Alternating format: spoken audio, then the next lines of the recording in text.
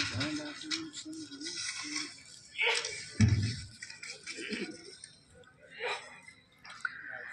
اللہ الرحمن الرحیم نحمدہ ونصلی علی رسولہ الکریم اما بعد من لم یشکر الناس لم یشکر اللہ او کما قال علیہ الصلوۃ والتسلیم۔ قابل صد تکریم صدر جلسہ موقر علماء کرام، معزز مہمانان اعظام، لائق احترام دانشوران قوم ملت ذی وقار سامعین، سروح پرور اجلاس کے موقع پر اولاً بارگاہ عزی میں سر بسجود ہو کر حمد و ثنا اور آداب خداوندی بجا لاتا ہوں، اور ساتھ ہی باعث کن خاتم الانبیاء محمد کبیرہ سرور کونین نبی صلی اللہ علیہ وسلم شان اقدس میں نذرانہ عقیدت و محبت پیش کرتا ہوں، کیونکہ وحدہ لا شریک لہ کے بعد کوئی شخصیت، کوئی ذات قابل تعریف، لائق نعت و مدح اور جامع کمالات صفات ہے تو وہ صرف اور صرف سرکار دو جہاں تاجدار مدینہ کے محبوب ذات گرامی۔ تاریخ کا طالب علم اس امر سے بخوبی واقف ہے کہ سرزمین میوات ہر دور میں ایسے علم و فضل اور اولیاء کا مورد مسکن رہا ہے جن کے نور الہی اور بے مثال فانوس کی لو سے علم و عرفان، صلاح و اصلاح اور رشد و ہدایت کی سینکڑوں نئی اور پرانی شمع اور چھوٹے بڑے چراغ روشن ہوئے، اور جن کی دعا نیم شبی کے طفیل لوگوں کو دین اسلام، ایمان و ایقان، خلوص للہ، تقوی طہارت والی زندگی گزارنے کی دولت نصیب ہوئی۔ انہی اہل فضل کمال میں کوکب زماں، معلم میوات، علامہ مولانا عبدالسبحان صاحب نور اللہ مرقدہ کی ذات بابرکت اور عظیم شخصیت ہے۔ ایسی عظیم المرتبت ہستی کی سیر و نواح سوانی کو محفوظ رکھنا اور اسے نئی نسل تک پہنچانا قوم کے ہر فرد کی ذمہ داری ہے۔ یہ ایک حقیقت ہے کہ علمی شخصیتیں اکثر اپنے تصنیفی علمی کارناموں سے زندہ رہتی ہیں، لیکن اگر کسی نابغہ روزگار ہستی کو تصریف و تعلیف سے اشتغال کا موقع نہ ملا ہو تو پھر ان کے قابل تلامذہ اپنے استاد کے علمی سرمایہ اور افادات غالیہ کو جمع کر کے محفوظ کر دیں تو یہ ان کی زندگی کو باقی رکھتا ہے، ورنہ آہستہ آہستہ ان کی شخصیت لوگوں کے ذہنوں سے محو ہو جاتی ہے۔ میں قربان جاؤں کوکب زماں کے باکمال شاگردوں، خاص کر شیخ الحدیث حضرت مولانا محمد اسحاق صاحب نور اللہ مرقدہ اٹاوڑی، مولانا حبیب الرحمن صاحب نور اللہ مرقدہ گھاسیڑوی کی ذات گرامی پر کہ انہوں نے اس جانب اپنی توجہ مبذول کی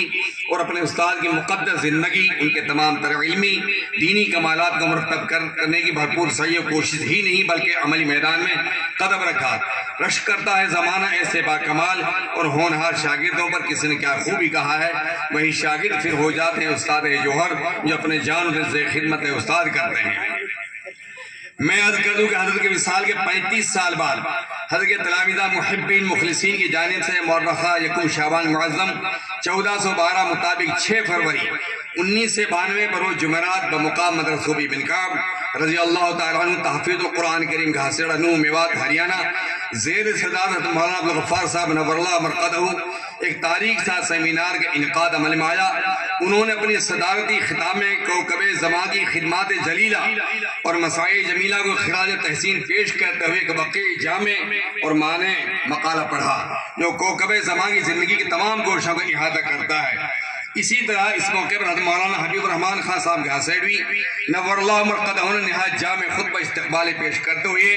مجلس مذاکرہ کی اہمیت، افادیت اور غرض و غایت پر کوکب زمانہ اور کوکب زمان نمونہ اسراب حضرت العلامہ مولانا عبدالسبحان صاحب قدس سرہ کی بے مثال قربانیوں اور کارہائے نمایاں کو نہایت سلیس انداز میں اجاگر کیا تھا۔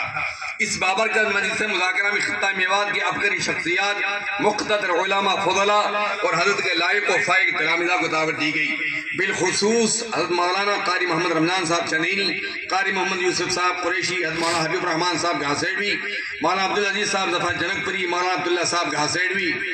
حضرت مولانا ڈاکٹر اسلام الدین صاحب قاسم شیر کوٹی، حضرت مولانا محمد اسحاق صاحب اٹاوڑی، حضرت مولانا نور محمد صاحب اٹاوڑ، حضرت مولانا امام الدین صاحب گودھولا، مولانا بشیر احمد صاحب ٹائی، مولانا رحمت اللہ صاحب رائے پور، حضرت مولانا رسول صاحب نگر، حضرت مولانا محمد سعید صاحب امین مالم، حضرت مولانا سلمان صاحب باجوٹ، حضرت مولانا صدیق صاحب اٹاوڑی، حضرت مولانا فتح صاحب مالم، حضرت مولانا بشیر احمد راشد امین مالپوری وغیرہ کو مدعو کیا گیا تھا۔ الحمدللہ مجھے کہتے ہوئے خوشی ہو رہی ہے کہ مدرسہ ابن کعب کو اس تاریخ ساز سیمینار کی میزبانی اور خدمت کا شرف حاصل ہوا تھا۔ برسر تذکرہ عرض کر دوں کہ حاضرین کے سامنے جب یہ بات آئی کہ مولانا موصوف علیہ الرحمہ کا کیا لقب رکھا جائے جو ان کی شایع نشان ہو تو حاضرین کی جانب سے مختلف القاب پیش کیے گئے۔ اخیر میں کوکب زمان لقب رکھے جانے پہ سب کا اتفاق ہو گیا، لیکن جب استاد محترم حضرت مولانا محمد سعید صاحب امین معلم نور اللہ مرقد سابق سر تحفظ ختم النبوت علاقہ میوات کو اپنے تاثرات کے اظہار کرنے کے لیے مدعو کیا گیا تو انہوں نے اپنے خیالات کے اظہار کرتے ہوئے برجستہ ارشاد فرمایا کہ کوکب زمان کا لفظ اب بھی حضرت مولانا سبحان صاحب نور اللہ مرقدہ کی تقدس و عظمت کے پیش نظر کم ہے، لہذا اس سے بھی کوئی جامع اور معنی لفظ ہو تو حضرت اس کے مستحق ہیں۔ آج کے ترقی پذیر دور اور بدلتی بگڑتی دنیا میں لوگوں کے سامنے ایسے مخلص حق پرست اور خدا شناس انسانوں کے احوال سوانح پیش کرنے چاہیے جن سے مظلوم و مجبور انسان کو کوئی فائدہ اور سکون ملا ہو، جو انسانیت، الفت و محبت، یکجہتی، بھائی چارگی، ہمدردی، غمگساری، جگر سوزی اور دوسروں کے لیے مرمٹنے کی لازوال مثال اور انمٹ نقوش چھوڑ گئے ہوں، جنہوں نے پوری بنی نوع انسان سے پیار کرنے کا درس دیا ہو، مخلوق خدا کو سیدھی راہ دکھائی ہو، دنیا میں آرام آخرت میں نجات پانے کا طریقہ بتایا ہو، عبادت کی پرپیش دیوادیوں سے نکال کر خدا کی عبادت کا سچا سیدھا راستہ بتلایا ہو، بندگان خدا کا مالک حقیقی سے مضبوط رشتہ جوڑا ہو، ظلم و ستم، جور و جفا، حق تلفی، ناانصافی، بدکاری، وسیعکاری، جنایت و غبن و مکر و فریب کے شکار لوگوں کو بچانے کے لیے ایڑی چوٹی کا زور صرف کیا ہو، اور انہی کاموں کو کرتے ہوئے زندگی کا آخری ایام مکمل کر کے راہی عمل قدم ہوئے ہوں۔ ہمارے اسلاف جو نبی اکرم صلی اللہ علیہ وسلم کی تعلیمات کے سچے داعی امین رہے اور جنہوں نے اپنی تقریر و تحریر دعوت و تبلیغ کے ذریعے آپ صلی اللہ علیہ وسلم کے پیغام عمل کو اطراف عالم عام کرنے کا فریضہ انجام دیا، انہی میں سے ایک برگزیدہ عظیم المرتبہ شخصیت معلم میوات حضرت اقدس مولانا سبحان صاحب علیہ الرحمہ ہیں، جہاں سے عمر بھر تبلیغ و ارشاد، وعظ و نصیحت و اصلاح کے تیز دھارے سے ابلتے رہے، جن کا جمال حسن اور حسن عمل ایک ایسا جوئے آب تھا جس کا شینی اور شفاف پانی دلوں کی باد سموم سے جھلتی ہوئی کھیتیوں کو سبززار اور غزار بنا دیا تھا۔ ان کی جادوئی زبان و بیان سے نوجوانوں نے اسلام میں عزم و استقلال، فکر و تدبر، جوش و امنگ، عقل و شعور اور شوق عمل کا جذبہ بے قرار پیدا ہوتا تھا۔ انداز درس و تدریس نہایت سہل آسان ہونے کی وجہ سے اس علمی چشمے سے سینکڑوں افراد نے اپنے علمی تشریح بجھائی جنہیں قید و تحریر میں لانا مشکل نہیں، ناممکن ہے۔ یہ ساری خوبیاں بلا شبہ کوکب زمان علامہ مولانا سبحان صاحب نور اللہ مرقدہ کی ذات با کمال میں بدرجہ اتم موجود تھی۔ حضرت کی طرز زندگی سے ہمیں سبق ملتا ہے کہ جہان فانی میں اس طرح جیو کہ تمہارا جسم موت آ جائے پر تمہارا کردار، تمہاری شخصیت ہمیشہ زندہ رہے۔ بے رحم موت تمہارے جسم تک تو پہنچ جائے لیکن تمہارے اخلاق و کردار کی بلندیوں کو نہ چھو سکے۔ اس امر سے بہت کم لوگ واقف ہے کہ دنیا میں عاجزی ہی اصل میں کردار کی بلندی ہے۔ حضرت کے جسم کو اگرچہ موت آ چکی ہے مگر ان کی شخصیت، ان کا کردار صدیوں ہمارے دلوں میں زندہ رہے گا۔ ہم لوگ اپنی جگہ تھوڑا تھوڑا حضرت کی بننے کی کوشش کریں تو ہم دین دنیا کے صلاح و فلاح سے پیروار ہو سکتے ہیں۔ اس میں کوئی شک نہیں کہ مولانا عبدالسبحان صاحب ممتاز عالم دین، نابغہ روزگار شخصیت کے حامل تھے،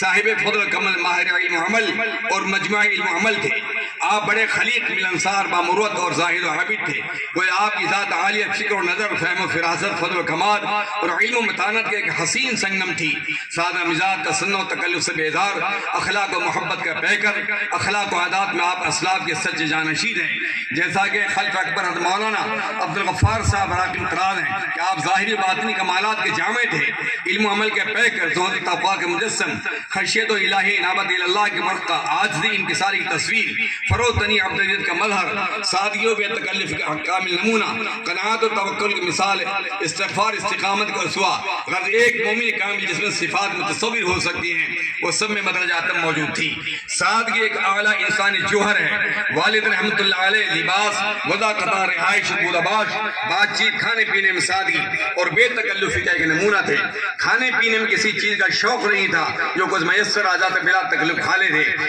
آرائش و زیبائش سے انہیں کوئی سروکار نہیں تھا۔ اللہ نے آپ کو جو کسبی اور وہابی صلاحیت دی تھی بے مثال تھی۔ ہر فن سے دلچسپی، ہر علم سے لگاؤ تھا، نحو، صرف، فقہ، اصول فقہ، تفسیر، علوم حدیث اور منطق، فلسفہ وغیرہ فنون میں بڑی مہارت تھی۔ چونکہ آپ کے مزاج میں نقصانات تمامی کے کوئی جگہ نہیں تھی، ہر شے میں تمام و کمال آپ کے مطمئن نظر ہوتا تھا۔ چنانچہ آپ نے وقت کے مائع ناز اور جید استاد اساتذہ مولانا محمد کامل صاحب کاندھلوی، مفتی اعظم ہند، مفتی کفایت اللہ اللہ صاحب اور قدوۃ المحدثین وغیرہ سے کسب فیض کیا، وہیں منطق فلسفہ کے اعلیٰ تکمیل مولوی سکندر علی ہزاروی سیکھی، جبکہ حکمت و طب کی تعلیم حکیم جمیل الدین صاحب والد ماجد حکیم محمد اسماعیل حکیم عبدالجلیل دہلوی سے حاصل کی۔ بہرحال یہ تھوڑا سا لمبا مقالہ ہے، میں اللہ کا شکر ادا کرتا ہوں اسی مبارک مجلس میں اللہ نے توفیق نصیب فرمائی، اور میں شکر گزار ہوں خصوصاً مولانا عارف الیاس نبی صاحب کا کہ انہوں نے اس نوجوانی کے عالم میں اور اس کم عمری میں اللہ پاک نے ان کو یہ توفیق دی کہ انہوں نے ایسی خدمت انجام دی اور رہتی دنیا تک انشاءاللہ باقی جاری اور ساری رہے گی۔ اور میں اپنے ان تمام ہندوستان کی عبقری شخصیات کا شکر گزار ہوں جو ابنائے ندوہ کی دعوت پر تشریف لائے اور انہوں نے بہت وقی اور جامع مقالات پڑھے جو ہمارے لیے انشاءاللہ قابل قدر بھی ہیں اور لائق تحسین بھی ہیں۔ اور میں شکر گزار ہوں مفتی طارق سلیم ندوی صاحب کا کہ اللہ تعالیٰ ان کو جزائے خیر عطا فرمائے، خصوصاً مولانا عارف الیاس ندوی صاحب کا کہ انہوں نے ہمیں موقع دیا، اللہ تعالیٰ آج اس کی محفل کو قبول فرمائے۔ وآخر دعوانا الحمدللہ رب العالمین۔